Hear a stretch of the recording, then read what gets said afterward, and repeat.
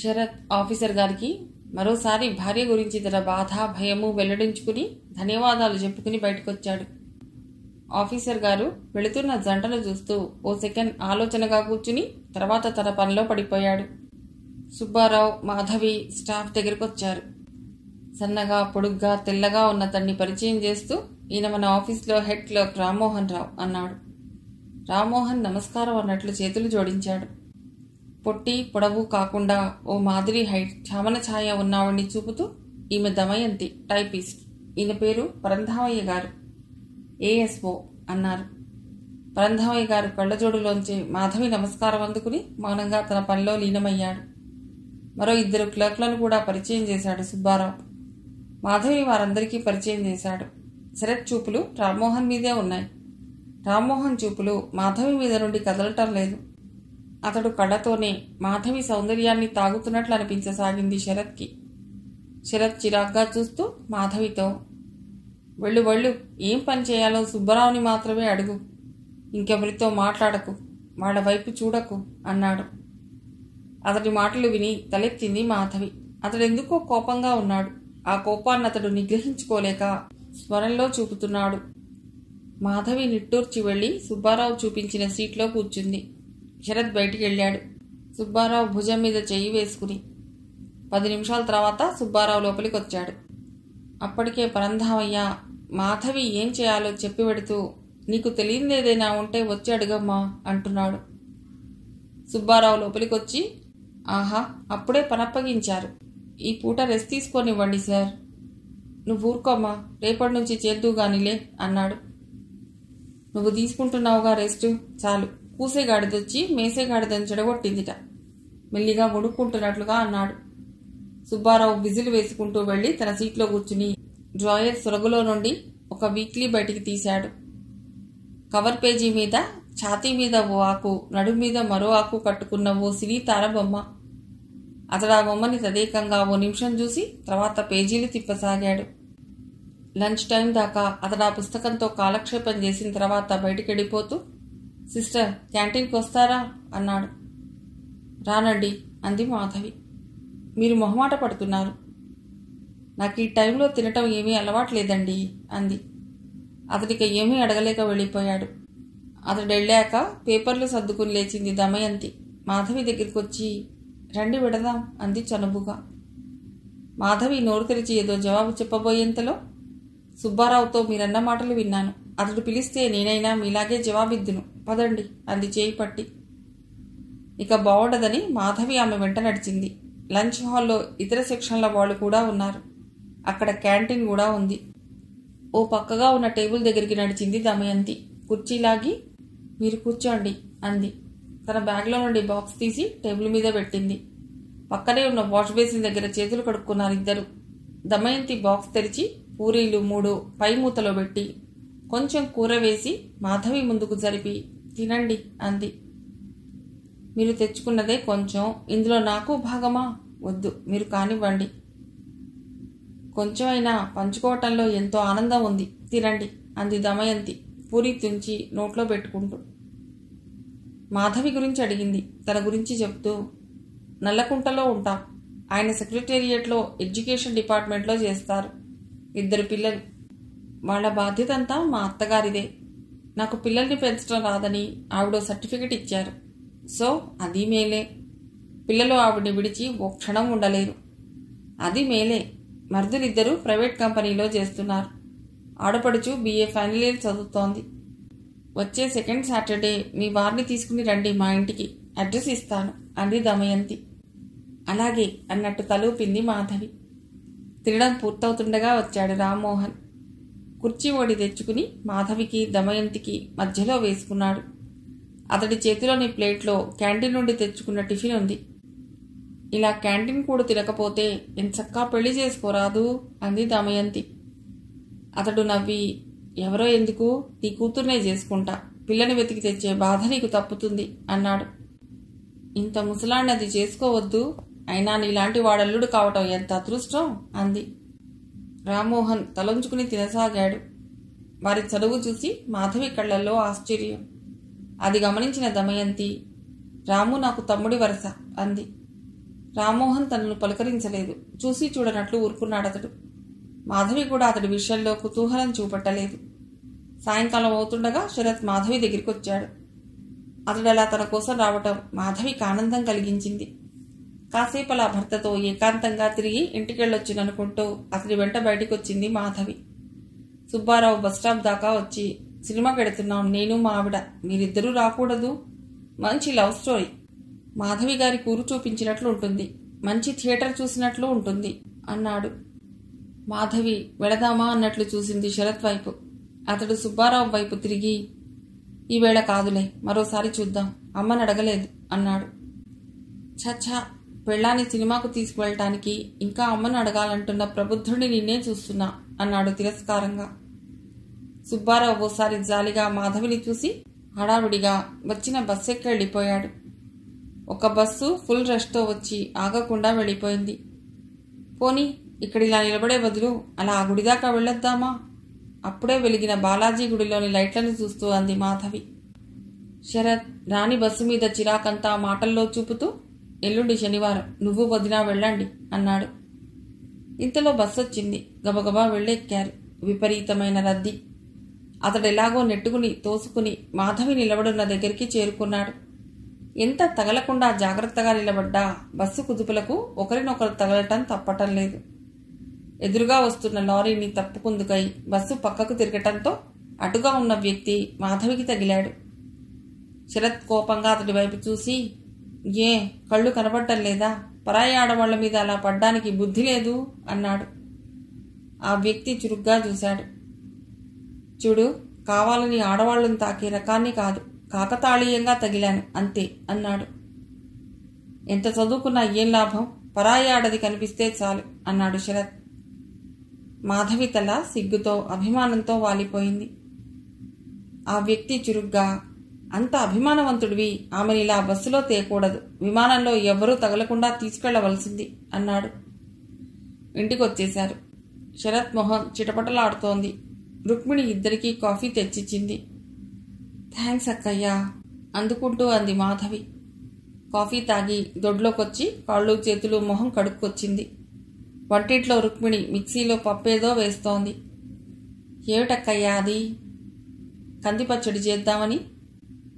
దొడ్లో పొత్రం రోలు ఉన్నాయిగా. అబ్బా, రోట్లో రుబ్బడమే నా చేత కాదు బాబు. ఇవి వేగి రాళ్లల్లే ఉన్నాయా, ఎప్పటికి నలుగుతాయి, చేతులు పడిపోతాయి. కానీ రోట్లో రుబ్బిన టేస్ట్ మిక్సీలో వేస్తే రాదక్కయ్యా. ఏటో తినటానికే పుట్టినట్లుగా తీరులుగా రుచులతో చేసుకోవటం నాకు చిరాకు. ఏదో టైం పింత చేసుకుని తినటమే అంది మిక్సీ ఆన్ చేసి. యాంత్రికత, తిండి కూడా యాంత్రికమే. ఇదే గుంటూరులో మా ఇంట్లో అయితేనా? అమ్మ దొడ్లో జామ చెట్టు దగ్గర రోట్లో పచ్చడి రుబ్బుతూ నారాయణ తీర్థుల వారి తరంగాలు చక్కగా గొంతెత్తి పాడుతుంటే తను వెన్నెట్లో వచ్చి రాని డ్యాన్స్ చేస్తూ అమ్మ గొంతుతో గొంతు కలిపి కృష్ణం కలియ సఖి సుందరం బాలకృష్ణం అంటూ అడుగులు వేస్తుంటే ఎంత బాగుండేది. తను రవి చేతులు చాచి, అమ్మా రుచి చూపించవు అనేవారు. అమ్మ ముద్దుగా విసుక్కుంటూ ఇద్దరి చేతుల్లో పచ్చడి పెట్టేది. చాలా బాగుంది అంటూ పచ్చడి రుచి చూస్తూ తను తమ్ముడు వెన్నెల్లో ఆడుకోవటం. ఎంతో మధురమైన రోజులవి. ఏటో ఆలోచిస్తున్నాం. రుక్మిణి పచ్చడి గిన్నెలోకి తీసి జార్ సింకులో పెట్టింది కడగటానికి. నేను కడుగుతానుండండి అంటూ పనందుకుంది మాధవి. రుక్మిణి వంట మొదలెట్టింది. ఆమెకి కూర తరిగిస్తూ, అత్తయ్యగారు పిల్లలు ఏరి అంది మాధవి. పక్కవాళ్ల పిల్లలది పుట్టినరోజుట, వెళ్లారు. కూర తిరగమూత వేసి, నువ్వెళ్ళు మాధవి, పనైపోయిందిగా, స్నానం చేయి అందామె. మాధవి స్నానం చేసి తెల్లటి బట్టల్లో ఫ్రెష్గా తయారై వచ్చింది గదిలోకి. శరత్ ఇంకా మొహం మార్చుకునే ఉన్నాడు. ఆమె గదిలోకి రాగానే, చూడు, నీవిక రేపటి నుంచి బస్సులో వెళ్లొద్దు. ప్రతి అడ్డమైన వాణ్ణి రాసుకుంటూ పూసుకుంటూ తగులుకుంటూ అసహ్యంగా, నాకు కంపరంగా ఉంది అన్నాడు. ఆటోకి చాలా అవుతుంది మరి అంది మాధవి. చిన్నబోయి ఆ మాటలకి, కావాలని తగులుతారా ఎవరైనా? నా స్కూటర్ మీద నిన్ను ఆఫీస్ దగ్గర దింపి నేను కాలేజీకి వెడతాను రేపటి నుండి. సరే, మీ ఇష్టం. మాధవి ఆ రోజు పేపర్ చూస్తూ కూర్చుంది. వార్తలయ్యాక అతడు టీవీ ఆఫ్ చేసి, అవును, పోయిన నెల జీతమేది? మీ వాళ్ళకిచ్చావా? మాధవి జవాబివ్వకుండా అతడి వైపే చూడసాగింది. నేను ఉత్తరం రాశానుగా, జీతం నా అడ్రస్కు మనీ ఆర్డర్ చేయమని. ఎందుకు చేయలేదు? మీ వాళ్ళకిచ్చావు గదూ? అతడి కళ్ళు సహజంగానే ఎర్రజీరలతో ఉంటాయి. ఇప్పుడవి మరీ ఎక్కువయ్యాయి. అతడు లేచి మాధవి దగ్గరగా వచ్చి ఆమె జడ మొదట్లో గట్టిగా జుట్టు కుదుళ్లతో సహా ఊడి వస్తుందేమోనన్నంతగా నొప్పి పుట్టేలా పట్టుకుని గుంజి, చూడు, సంపాదిస్తున్నాను గదా అని విర్రవీగకు. ఎంత చదివినా ఎంత సంపాదించినా నువ్వు నా పెళ్ళానివి. నేను చెప్పినట్టు వినాలి, చెప్పినట్టు చెయ్యాలి. నేనే కాదు, మా అమ్మ చెప్పింది ఏదైనా సరే నువ్వు చేసి తీరాలి. తెలిసిందా? ఆడది హద్దుల్లో ఉండాలి. నీ ఇష్టం వచ్చినట్లు ప్రవర్తిస్తే కుదరదు. మాధవి లేడి పిల్లలా గజగజ వణికిపోయింది ఆ చర్యకు. అతడో క్షణం ఆమె వైపు చూసి జుట్టు వదిలి, తెచ్చే ఉంటావులే, తీసురా అన్నాడు. వస్తుంటే తండ్రి ఇచ్చిన డబ్బులోంచి 1500 పెట్టెలోంచి తీసి అతడి చేతిలో పెట్టింది మాధవి. అతను లెక్కబెట్టుకుని, గుడ్, ఇట్లా చెప్పినట్లు చెయ్యాలి, మంచిదానివి అంటూ ఆమె బుగ్గపై చిటిక వేసి వెళ్ళిపోయాడు. మాధవి నిశ్చేష్టురాల్లా గది మధ్యలో అలాగే నిలబడిపోయింది కొద్ది క్షణాలు. ఏమిటి మనిషి ప్రవర్తన? ఆ రాత్రి ఆమె అన్యమనస్కంగా గడిపింది. ఓ వారం రోజులు స్కూటర్ మీద మాధవిని ఆఫీస్ దగ్గర దించి తను కాలేజీకి పోయేసరికి లేట్ అయ్యింది. దానికంటే పెట్రోల్ ఖర్చు చూసుకుని అతని గుండె ఆగినంత పనయింది. సాయంకాలం ఇద్దరూ స్కూటర్ దిగుతుంటే చలపతి పుస్తకం చదువుతూ వరండాలోనే ఉన్నాడు. ఇద్దరినీ చూసి, అందులో పోసేది పెట్రోలా నీళ్లా? బస్సులో పోకూడదు. నిన్నటిదాకా బస్సుల్లో వెళ్లిన వాడివి. పెళ్ళాన్ని స్కూటర్ మీద ఊరేగించాలి కాబోలు. సావిత్రమ్మ మొహం చిటపటలాడిస్తూ అనేసి అవతలకెళ్ళిపోయింది. మాధవికి అందులో నేరమేమిటో అర్థం కావటం లేదు. భార్యాభర్తలు కలిసి స్కూటర్ మీద వెళితే తప్పేమిటి? స్కూటర్ దిగి లోపలికొచ్చింది. శరత్ గబగబా తల్లి దగ్గరికి వెళ్ళాడు. ఆవిడ వంటింట్లో ఉంది, కడుగు రుచుకుంటోంది. శరత్ ఆమె దగ్గరగా వచ్చి, అమ్మా, రేపటి నుండి ఇద్దరం బస్లోనే పోతాం. నువ్వు బాధపడకు. మీ నాన్న తీరే అంతా. నా జీవితమంతా ఓ ముద్దు ముచ్చట లేకుండానే గడిచిపోయింది. శరత్ ఓదార్పుగా తల్లి భుజం మీద చెయ్యి వేసి, ఇంకెప్పుడూ తీసుకెళ్ళనుగా అన్నాడు. ఆవిడ కొడుకు చేతికి కాఫీ కప్పిచ్చి, ఆవిడ్ని పిలు అంది. వస్తుందిలే తనే అన్నాడు శరత్ కాఫీ సిప్ చేస్తూ. రేపు నువ్వు వదిన నేను వచ్చేసరికి రెడీగా ఉండండి, సినిమాకెడదాం. సినిమా అనగానే ఆవిడ మొహం వికసించింది. ఆ రాత్రి మాధవికి 1,00,000 జాగ్రత్తలు చెప్పాడతడు. బస్లో ఆడవాళ్ల మధ్యనే నిలబడు, మగవాళ్లకి దూరంగా ఉండు. కావాలని మీద పడతారు. ఆఫీస్లో కూడా మగవాళ్లతో మాట్లాడకు. వాళ్లతో టీలు టిఫిన్లు తీసుకోకు. లంచ్ ఎవరితో చేస్తున్నావు అన్నాడు. దమయంతని టైపిస్ట్ ఉందో ఆవిడతో. ఆ సుబ్బారావుతో కూడా ఎక్కువగా మాట్లాడకు, అతిగా వాగుతాడు వాడు. సరేనా? కావాలని వచ్చి పని లేకపోయినా పలుకరిస్తాడు. అలాంటి వాళ్ల మొహాలు అస్సలు చూడకు. అతడి ఆంక్షలన్నిటికీ సరేనన్నట్లు తలూపింది మాధవి. రోజులు నడుస్తున్నాయి. మొదటి నెల జీతం తీసుకుని ఇంటికి రాగానే వాకిట్లోనే ఎదురైన మావగారు, జీతాలిచ్చారా అడిగాడు. ఇచ్చారండి. ఏది, ఇలా ఇవ్వమ్మా. తల్లి చెప్పిన మాటలు గుర్తొచ్చాయి మాధవికి. వాళ్ళు చెప్పినట్లు విని తల్లి, పెద్దవాళ్ళు ఓ మాట తూలినా పట్టించుకోకు. నువ్వే కల్పించుకుని పనిలో సాయం చెయ్యి. ఆ ఇంట్లో ఎవరి మనస్సు నీ వల్ల నొచ్చుకోకూడదు. ఫలానా వాళ్ల అమ్మాయి ఎంత బుద్ధిమంతురాలు, అత్తమామలంటే ఎంత భక్తి గౌరవం అని అంతా నిన్ను చూసి అనుకోవాలి. ఇరుగు పొరుగుతో నమ్రతగా మాట్లాడాలి. మీ అత్తగారికి ఇష్టం లేని వాళ్లతో మాట్లాడకు. నీ భర్తను సంతోషపెట్టడం నీ ప్రథమ కర్తవ్యం. జీతం తీసుకోగానే వెళ్ళి మీ అత్తగారికో మామగారికో ఇచ్చేయి. నీకు కావాల్సింది వాళ్ళని అడిగి తీసుకో. స్నేహితుల ఇళ్లకు గాని సినిమాలకు గాని మీ అత్తగారికి చెప్పకుండా వెళ్లకు. సరేనా? సరేనన్నట్లు తలూపింది తను. అమ్మ నా భుజం చుట్టూ చేయి వేసి, చూడు తల్లి, నేను ఇలా ఎందుకు చెప్తున్నానో అర్థం చేసుకో. పెళ్ళైన తర్వాత ఆడపిల్ల జీవితం అత్తవారింట్లోనే గడిచిపోతుంది. ఆ ఇంట్లో వ్యక్తుల ఆదరాభిమానాలు ఆమెకి సదా కావాలి. నేను అత్తవారింటికి వెళ్లేటప్పటికీ నా వయస్సు 16 సంవత్సరాలు. మా అత్తగారు కూడా బతికుంది. 3 మరుదులు, 4 ఆడపడుచులు, వచ్చిపోయే చుట్టపక్కాలు. ఎప్పుడూ ఇల్లు పెళ్లిళ్ళులా ఉండేది. స్వంత వ్యవసాయం, జీతగాళ్లు ఉండేవాళ్లు. ఇంతమంది మా అత్తగారికి తల్లో నాలుకలా ఉండేవాళ్లు. ఆమె ఎంత చెబితే అంత. అయితే ఆవిడ ప్రతి చిన్న విషయం కూడా మంచంలో ఉన్న తన అత్తగారికి చెప్పి ఆవిడ అవునంటే గానీ చేసేది కాదు. ఆవిడ తన కూతుళ్ళని నన్ను ఒకేలా చూశారు. మా నాన్న నన్ను పండక్కి తీసుకెళ్ళటానికి వస్తే మా మరిదిని పంపి అమ్మను రప్పించింది. అందరం పండగ అక్కడే చేసుకున్నాం. అంత ప్రేమమూర్తి ఆవిడ. ప్రేమించటం, ఆదరించటం తప్ప ఆవిడకి ఇంకేమీ తెలియదని అనిపిస్తుంది నాకు. ఆ తరం అలాంటిది. నేను ఎన్నడూ ఆమె మాటకి ఎదురు చెప్పేదాన్ని కాదు. ఆమె మనసెరిగి మసులుకునేదాన్ని. వాళ్ళు బతుకున్నంతకాలం అంతా కలిసే ఉన్నాం. వాళ్ళు దాటిపోయారు. చెట్టుకో పిట్టలా ఉద్యోగాలతో తలో దారి అయ్యాం. ఏమిటమ్మా ఆలోచిస్తున్నావు?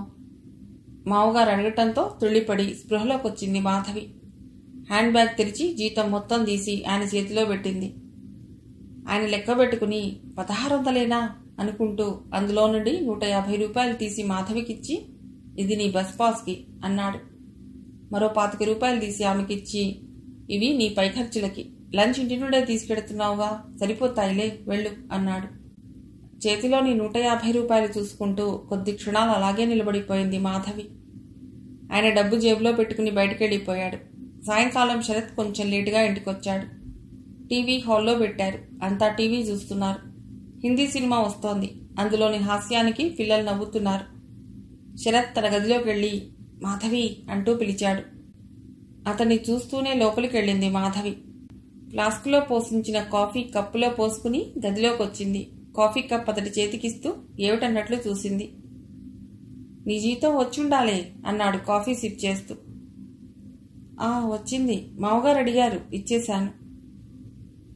కాఫీ కప్పు పక్కన పెట్టి చిరాగ్గా కోపంగా చూస్తూ, ఏమిటి నాన్నకిచ్చావా, ఆయనకెందుకిచ్చావు అన్నాడు. ఆయన అడిగారు. అడిగితే ఇవ్వలేదనో రేపిస్తానో చెప్పాలి. అడగంగానే చేతిలో పెట్టాలా? నేను సంపాదిస్తున్నాను, వీడి పెత్తనమేంటి నా డబ్బు మీద అనుకుంటున్నావా? అవే మాటలు. ఇంత చిన్న విషయాన్ని అంత సీరియస్గా తీసుకుంటారే? పెద్దవారు, మావగారు అడిగితే అబద్ధాలు చెప్పాలన్న ఆలోచన నాకు రాలేదు. అసలు నాకు ఇలాంటి విషయాలు తెలియదు కాబట్టే అడిగి తెలుసుకోవాలి. అబద్ధమాడినంత మాత్రాన నీ సత్యసంధతకేమీ లోటు రాదు. ఇంకెప్పుడు ఆయన చేతికి పైసా ఇవ్వకు. జీతం నాకే ఇవ్వు, సరేనా? అలాగే, కానీ నాకు ఆయన 150 రూపాయలు ఇచ్చారు. పాస్కే 150 సరిపోతాయి. 25 రూపాయలు ఉంటాయిగా, చాలవా? నీకేం ఖర్చులుంటాయని? మాధవి తటపటాయించింది. ఎల్లుండి దమయంతి గారి అబ్బాయి బర్త్డే ఉంది, రమ్మని మరీ అడుగుతోంది. ఏదైనా కొనివ్వాలి కదా. వెళ్లకుంటే సరి, వీలు కాలేదని చెప్పు. బాగుండదు, ఒకే చోట ఉండేవాళ్ళం.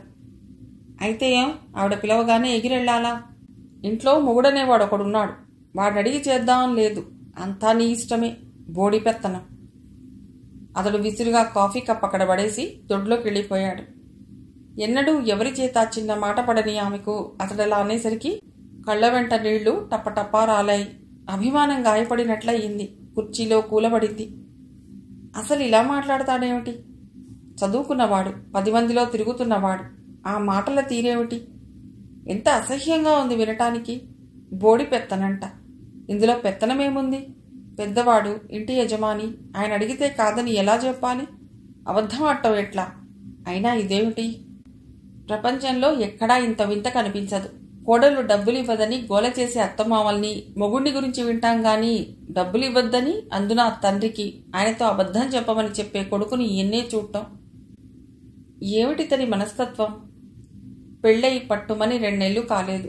ఎన్నో ఏళ్లుగా సంసారాలు చేస్తున్న వాళ్ళు ఈసడించుకుంటున్నట్లు, తగాదాలాడుకుంటున్నట్లు అలా మాట్లాడతాడేమిటి? నాన్న అమ్మని ఒక్క మాటనగా తనకు బుద్ధి తెలిసిన తర్వాత వినలేదు. పైపెచ్చు అమ్మంటే ఎంత ప్రేమో. అలాగని అసలు ఆయన పెద్దగా ఆమెతో మాట్లాడు. అయితేనే ఆయన చర్యలు, ప్రతి పనిలోనూ ఆమెకు సాయం చేయట. ఆమెకు కాస్త తలనొప్పి వస్తే చాలు విలవిల్లాడిపోతారు. తను చూసిన కుటుంబాలన్నింటిలోనూ భార్యాభర్తలెంతో అనుకూలంగా ఉన్నట్టు కనిపించారు. ఈ తీరుగా పురుగును విదిలించినట్లు విదిలించే భర్తల్ని తానెక్కడా చూడలేదు. 2 నెలలకే తనంటే అసహ్యంగా ఉందా ఈయనకి? అసహ్యం మాట అటుంచు, అందంగా అభిమానంగా అతడు మాట్లాడిన మాటలేమిటో చెప్పు అంది అంతరాత్మ. మాధవి బేలగా చూసింది.